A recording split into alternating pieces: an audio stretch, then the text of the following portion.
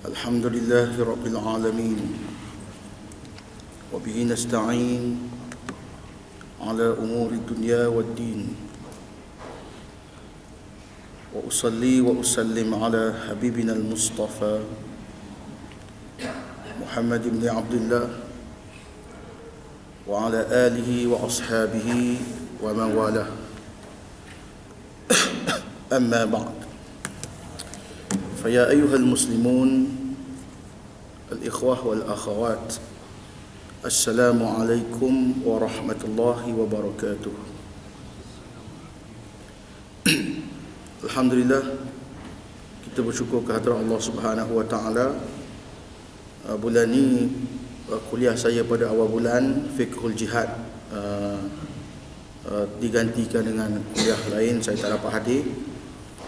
Dan hari ini pula ada kelapangan untuk datang kuliah ini. Cuma hari ini saya takkan bawa Fiqhul Jihad. Sebaliknya saya mengutip kitab Qanun Jinayah Syar'iyah karangan bekas Mufti Sabah. Suasana hari ini masyarakat memerlukan penjelasan berkaitan dengan hukum pelaksanaan enactment jenayah syariah. Apakah dikira adil menghukum orang Islam dengan undang-undang jenayah syariah manakala orang kafir terlepas ataupun orang kafir dihukum dengan undang-undang yang lain? Ada pelbagai perbahasan yang tuan-tuan boleh lihat dalam laman sosial. Ustaz-ustaz, pensyarah-pensyarah kadang mengeluarkan pandangan-pandangan. Ada yang agak kita kata secara mutlaknya mengatakan mesti laksanakan hukum orang Islam dan orang kafir dengan undang-undang yang sama. Kalau menghukum undang-undang Islam hanya untuk Muslim dan non-Muslim dihukum dengan undang-undang lain dalam kesalahan jenayah, dia kata itu bukan Islam yang sebenar. Ada yang komen macam itu atas dirinya atau kapasitinya sebagai juga ilmuwan dalam bidang agama bercakap macam itu. Mari kita lihat apa pandangan ulama berkaitan hal ini. Sebab sekarang ni zaman ilmu, kita boleh cari, kita boleh kaji, ya. Dan saya sengaja memilih kitab dalam bahasa Melayu ni supaya tuan-tuan pun boleh rujuk. Kalau saya pakai kitab Arab, mungkin sukar untuk tuan-tuan semak balik apa yang saya sampaikan ni.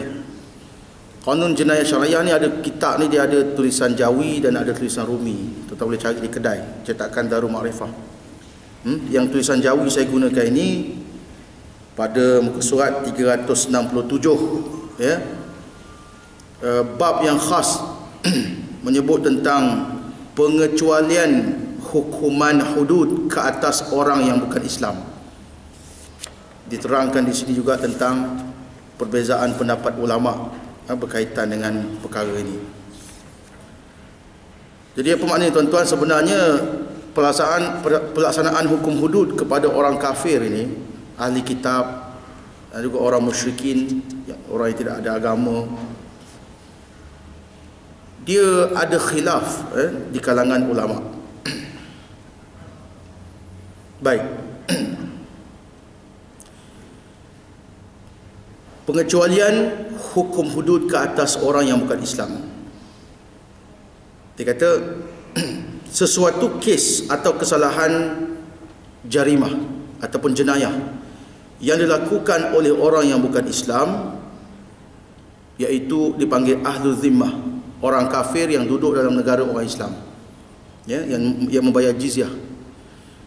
Dia duduk dalam negara Islam, ya, maka pihak hakim, ya, selaku wakil ulil amri, wakil pemerintah, boleh membuat pilihan sama ada hendak menghakimi kes itu, iaitu dibicarakan di dalam mahkamah syariah, ataupun menolaknya, kes itu tidak dibicarakan di mahkamah syariah. Boleh. Ini berdasarkan ayat Al-Quran. Okey. Allah Subhanahu wa taala ni berdalilkan ayat Al-Quran, firman Allah Subhanahu wa taala, a'udzu billahi minasyaitonir rajim. Fa in ja'uka fahkum bainahum aw a'rid anhum. Wa in tu'rid anhum falan yadurruka syai'a. Wa in hakamta fahkum bainahum bil qist. Innallaha yuhibbul muqsitin. Surah Al-Maidah ayat 42. Dan sekiranya mereka datang kepada engkau wahai Muhammad. Ni ayat ni sebelum tu ada menyebut tentang perangai orang-orang Yahudi ahli kitab di Madinah, samma'una lil kadhib. Allah Ta'ala menyebut mereka ni suka mendengar berita-berita bohong, dakwaan-dakwaan palsu. Mereka suka dengar. Akaluna lisuht. Mereka ni makan suht. Apa itu as-suht? Dalam tafsir boleh rujuk tafsir At-Tabari, Ibnu Kathir, pandangan ulama tentang maksud as-suht iaitu rashwah. Ar-rashwatu fil hukm,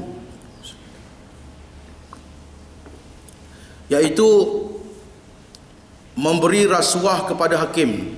Hukamul Yahud, iaitu para pendeta-pendeta Yahudi, mereka juga adalah hakim dalam menyelesaikan masalah-masalah yang berlaku di kalangan Bani Israel. Kalau ada bergaduh, tak puas hati ke apa, mencuri ke macam-macam, mereka akan jumpa dengan pendeta-pendeta mereka yang menjadi hakim. Kadang-kadang mereka itu mendengar berita-berita bohong, dakwaan-dakwaan palsu, dan hakim-hakim ini rela melepaskan kesalahan orang-orang yang berkedudukan dalam masyarakat mereka dengan dibayar suht, iaitu bagi rasuah. Sehingga mana orang-orang kaya yang ada duit seringkali lepas daripada kesalahan, manakala orang-orang yang lemah biasanya dihukum.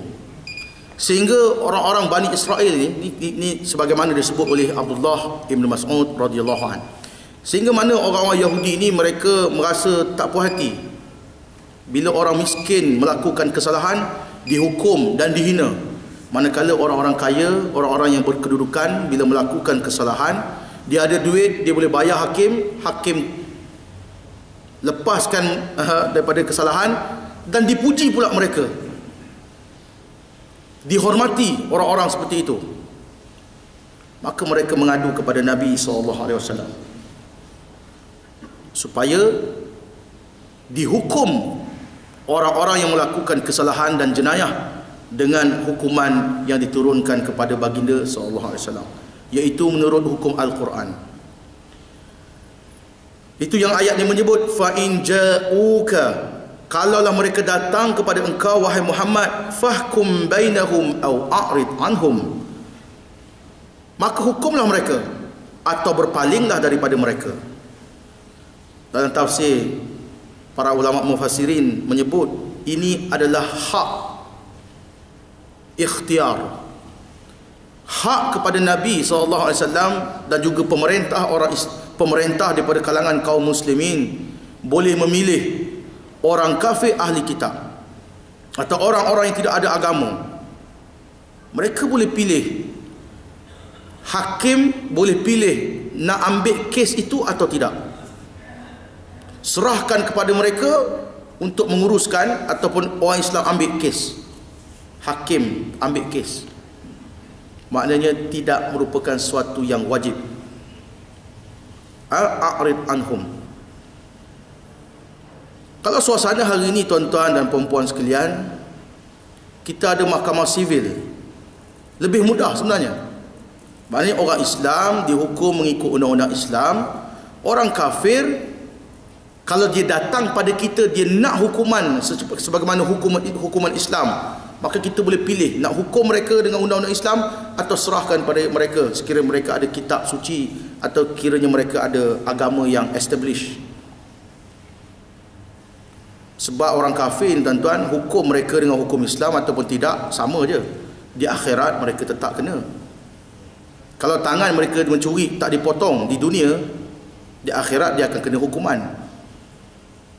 So, orang Islam kalau tak dihukum di dunia, di akhirat dia kena.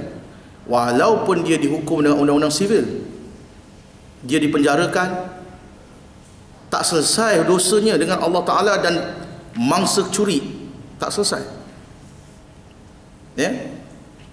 Sebab itu Allah Ta'ala menyebut, wa man lam yahkum bima anzalallah faulaika humuz zalimun. Sesiapa yang tidak menghukum dengan hukuman yang diturunkan oleh Allah, mereka itu orang-orang yang zalim. Penjenayah Muslim hari ini dalam kesalahan bunuh, curi, ya, dan sebagainya, dia tidak dihukum dengan undang-undang Allah. Kalau dia bertaubat, ya, kalau dosa antara dia dengan Allah tak apa. Contohnya dia berzina, dia tak kena sebat, tak ada siapa pun tahu dia berzina, dia sorok aib dia sorok dosa dia daripada pengetahuan orang lain, dia taubat antara dia dengan Allah. Itulah yang disuruh oleh Nabi SAW. Tapi kalau dosa dia dengan orang, dosanya dengan individu, tak selesai hanya dengan dia bertaubat antara dia dengan Allah. Ya, kita ingat lagi, saya pernah sebut sini, syarat taubat ada 3. Sekiranya hamba itu bersalah antara dia dengan Allah. Al-iqla' anil ma'asi, tinggalkan dosa, cabut segala perkara-perkara yang boleh menyebabkan dia mengulangi dosa itu. Iqla', cabut, tinggalkan maksiat. Kedua, syarat taubat, menyesal. Sabda Nabi SAW dalam satu hadis, an-nadamu taubah, menyesal itu adalah taubah, adalah taubat. Orang bertaubat dia kena ada menyesal. Ketiga, al-azamu alla ya'uda fiha, ya, au ilaiha. Hendaklah seseorang itu dia berazam tidak mau mengulangi lagi dosa itu. Ini dosa kita dengan Allah dia. Minum arak, berzina.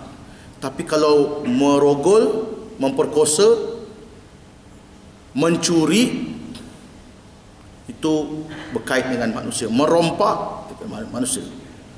Dan tak selesai kalau dia dihukum dengan undang-undang sivil. Orang Islam lah. Di dunia dia kena undang-undang dunia, di akhirat dia kena dengan hukuman Allah. Jadi zalim pada dia. Di dunia dia kena penjara, tak boleh cari nafkah, anak isteri dia kena tanggung. Zalim kepada dia, zalim kepada pencuri itu.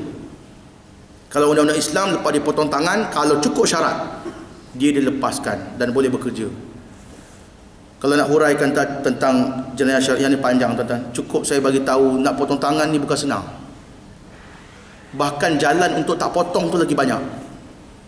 Antaranya nisab, iaitu jumlah harga barang. Ada hadis yang menyebut rubu dinar, ada hadis yang menyebut dinar. Iaitu bila mana seseorang itu mencuri, nilai barang yang dicuri itu mesti mencapai suku dinar. Kalau hari ini berapa? Dianggarkan RM175 ke RM200 lah, macam tu.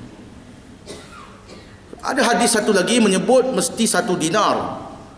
Barang yang dicuri itu mesti berharga kira-kira RM700 ke RM800, mengikut nilai tukaran semasa lah. Tetapi ada juga para ulama kata nilai itu berubah mengikut keadaan sosioekonomi. Sekarang ni tahun 2014. 10 tahun dulu 2004. 10 tahun lagi tu 84. 10 tahun sebelum lagi tu 74. Tahun 70-an 80-an kalau orang ada gaji 1000 lebih, besar tak? Besar Itu jam gaji 700 800 pun dah kira besar tu.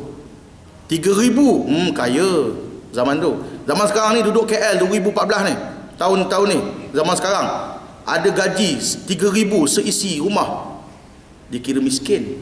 Rumah sewa dah berapa, makan minum lagi, sekolah anak-anak, bil elektrik lagi, apa semacam-macam. So jumlah itu dia berubah. Dan kalau sebuah kerajaan nak melaksanakan hudud, dia kena letak satu nisab. Kalau barang yang dicuri itu bawah daripada harga itu, tak kena. Kalau 3 orang mencuri barang ni, katakan telefon saya ni, Telefon saya ni kalau jual-jual, katalah jual-jual boleh dapat RM500. RM500 bahagi 3 orang. Seorang berapa? Tak kena juga. Kalau telefon saya ni dicuri di ruang tamu rumah saya, ya, ataupun barang kemas, ibu-ibu ada rantai cincin, patut cincin rantai simpan kat bilik, dikunci, tapi letak di tempat di rumah, tempat yang kita kata tak patut letak. Orang datang rumah kita bertamu, dia curi pun tak kena. So sebenarnya orang kita banyak tak tahu. Dari segi detail perincian pelaksanaan enactment syariah ni, sebenarnya banyak ruang supaya orang itu tidak dipotong tangan. Dan bila tidak dipotong tangan, dihukum ta'zir. Hukuman ta'zir pula tengok keadaan orang. Kalau satu hukuman denda, bagi orang yang tak ada duit, kita hukum denda, boleh memberi pengajaran kepada dia. Kalau orang kaya, dia berzina, dikenakan hukuman denda RM3,000. Hakim kata kamu bersalah, dum. Ataupun kamu dihukum ta'zir, tidak hukum hudud, had, tidak dihukum had kerana tak cukup syarat. Jadi tak boleh sebat awak dihukum denda RM3,000. Yang Arif, nak bayar cash ke cek? Dia tidak memberi pengajaran orang yang ada duit. So kena ada ta'zir, kena lain kepada orang kaya, orang miskin lain. So benda tu detailnya panjang. Sepatutnya sebelum orang-orang Islam minta maaf, dia nak bersikap negatif, mengeluarkan komen-komen yang tidak sesuai tentang undang-undang Islam, patutnya dia belajar dulu. Bila mana seseorang itu dihukum dengan undang-undang Islam, di akhirat dia selamat, dia lepas. Itu tuan-tuan belum kira lagi mangsa curi. Tuan-tuan kalau rumah tuan-tuan dimasuki pencuri, katakan tuan-tuan rugi 30,000 kerugian, barang-barang yang dicuri itu, komputernya, laptopnya, iPadnya, duit cashnya, macam-macam, 30,000 dianggarkan kerugian tuan-tuan. Bila bawa ke mahkamah sivil, dibicarakan dan pencuri itu didapati bersalah, dia kena jail. Tuan-tuan dapat tak tuan-tuan punya kerugian itu? Diganti tak? Tak ada kan? Tuan-tuan tak pernah kena pecah rumah? Baguslah. Mana ganti? Kalau kena denda pun, penjenayah tu bayar pada siapa? Dia bayar kat kita ke bayar ke kerajaan?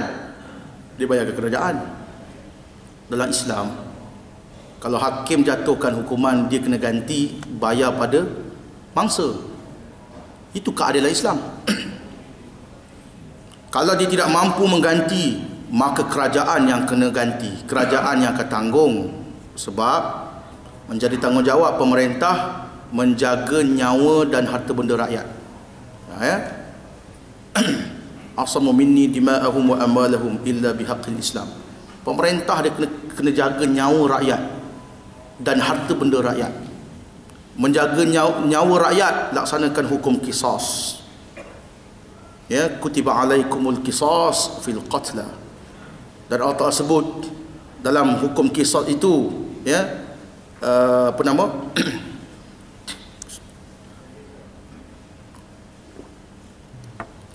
Terdapat kehidupan, iaitu dengan melaksanakan hukum qisas, nyawa rakyat, nyawa orang ramai akan terpelihara. Ya.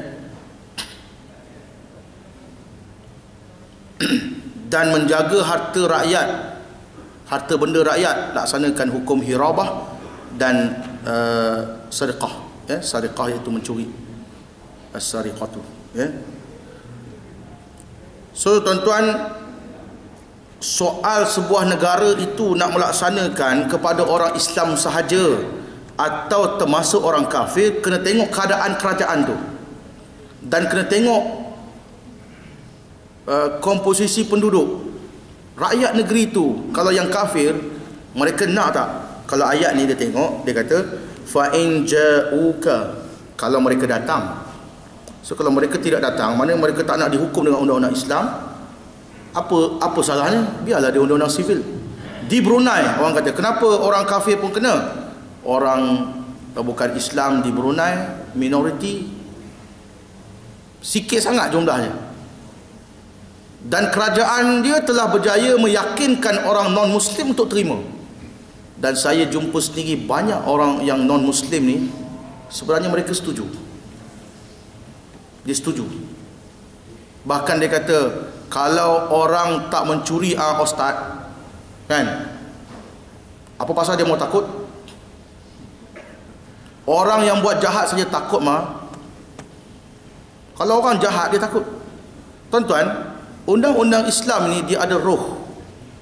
Tuan-tuan tengok sekarang, akhbar-akhbar Inggeris, saya tak mahu sebut akhbar apa lah, tuan-tuan pun mungkin baca ataupun mungkin tengok pakai, sekarang ni Android kan, pakai internet. Kadang-kadang yang bercakap tak setuju, tak setuju, tak setuju, adakah mereka ini penjenayah? Wartawan-wartawan tu yang tulis berita-berita, tulisan-tulisan artikel ni, adakah mereka itu penjenayah? Itu saya tanya. Adakah mereka itu nak mencuri? Adakah mereka itu nak merompak? Adakah mereka itu pembunuh, pembunuh upahan, pembunuh bersiri, perogol bersiri? Jawapannya tentu tidak. So apa benda yang mereka takut? Menunjukkan orang yang tak buat salah pun rasa takut, apatah lagi orang yang nak buat salah atau orang yang memang buat jenayah. Undang-undang sedia ada hari ini tidak boleh membendung masalah jenayah yang berlaku dalam negara kita dan mana-mana negara pun. Dan saya rasa pelik bila ada orang-orang agama yang turut mengeluarkan hujah. Dia kata hudud gagal di Nigeria, gagal. Dia ambil statistik daripada pihak yang negatif kepada pelaksanaan hudud hak syariah di negara-negara tersebut. Profesor Zuhdi, daripada Dr. Zuhdi daripada daripada Universiti Melaya. Baru ni saya ikuti pembentangan dia. Dia tunjukkan banyak statistik negara-negara yang menjalankan. Di Nigeria sendiri 30% orang Kristian masuk Islam selepas berjalan hukuman syariah.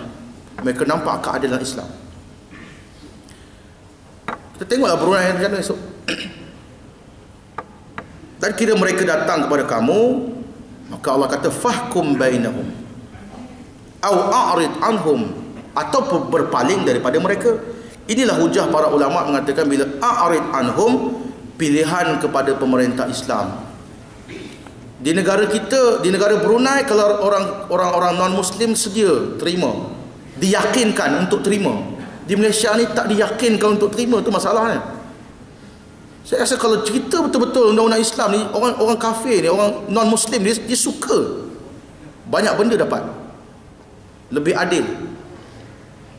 Lebih adil. Kalau kedai dia kena curi, dia ganti balik barang. Keselamatan. Nak hukum pun bukan senang. Ada syarat-syarat dia. Wa in tu'rid anhum falan yadurruka syai'a.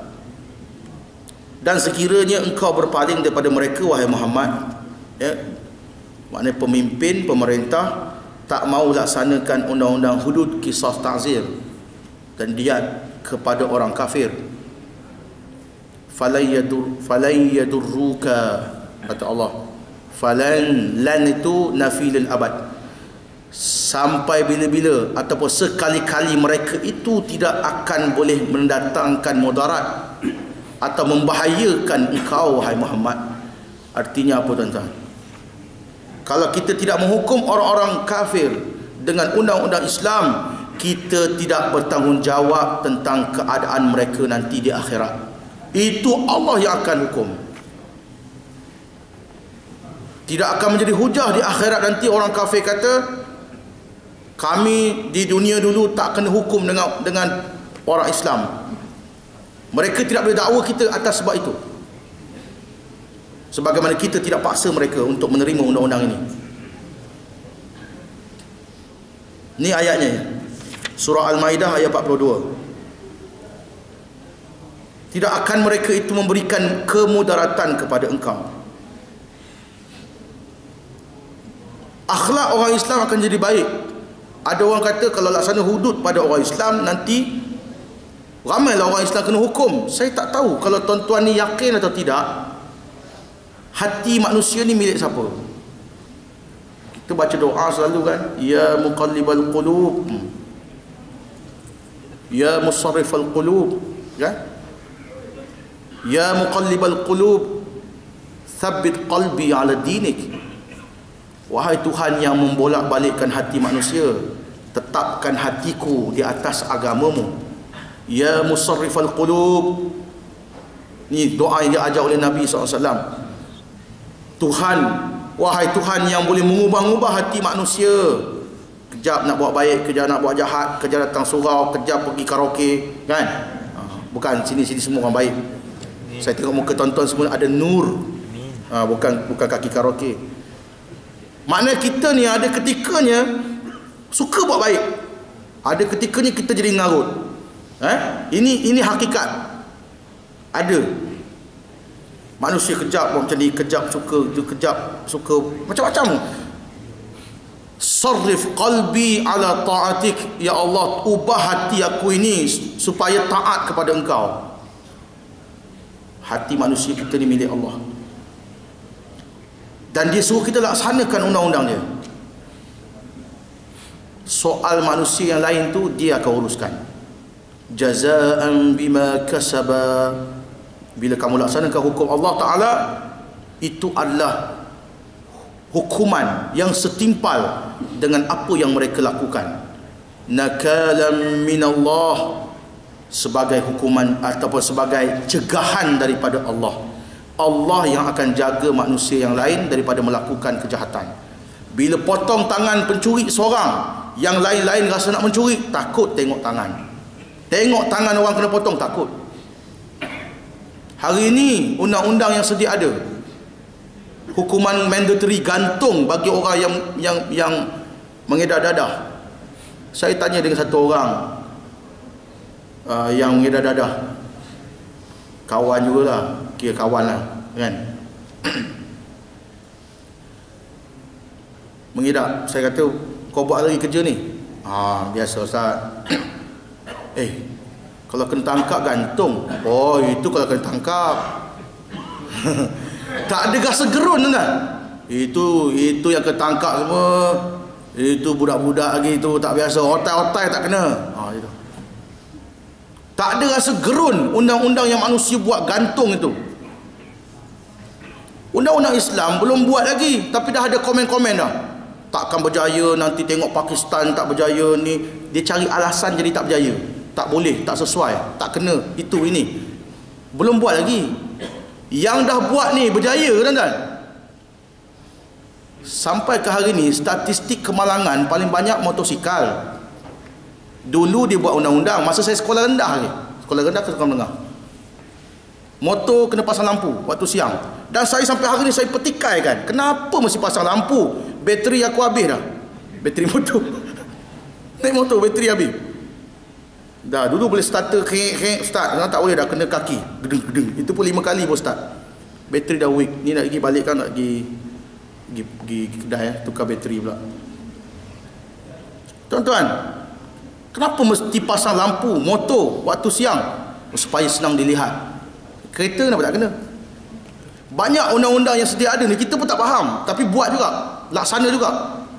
Apa kata oleh kerana statistik motor yang kemalangan tu masih banyak lagi, so undang-undang pasang lampu waktu siang ni tak berjaya, kita hentikanlah. Hukuman gantung pun sama lah, tak boleh selesai masalah orang mengedar dadah ni, so kita stop lah gantung, kita buat lain lah. Kan, suruh dia kerja potong rumput lah, jimat sikit duit di BKL. Cuba tukar, cuba kita lihat kalau undang-undang sedia ada ni pun gagal menyelesaikan masalah rompak, buang anak, macam-macam. Undang-undang ni gagal, mesti diganti dengan undang-undang lain. So kita beri alternatifnya undang-undang Islam.